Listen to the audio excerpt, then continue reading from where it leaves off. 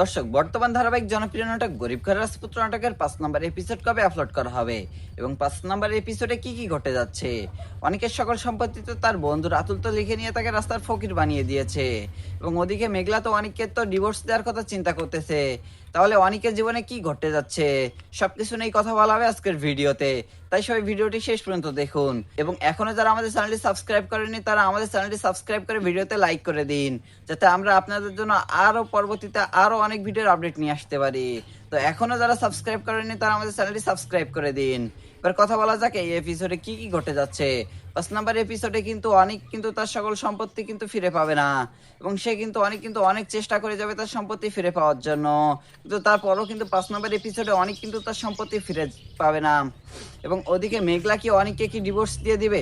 না, মেঘলা কিন্তু অনিককে কিন্তু ডিভোর্স দিবে না।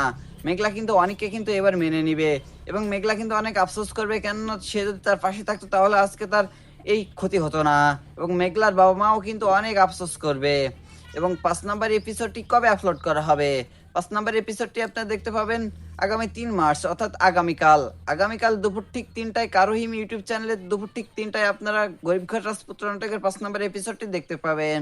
তাই সবাই এখনই কারোহিম ইউটিউব চ্যানেলটি সাবস্ক্রাইব করে রাখুন এবং আমাদের চ্যানেলটি এখনো যারা সাবস্ক্রাইব করেননি তারা আমাদের চ্যানেলটি সাবস্ক্রাইব করে আমাদের পাশেই থাকুন। তো সবাই ভালো থাকেন, সুস্থ থাকেন, দেখা হবে অন্য কোনো ভিডিওতে।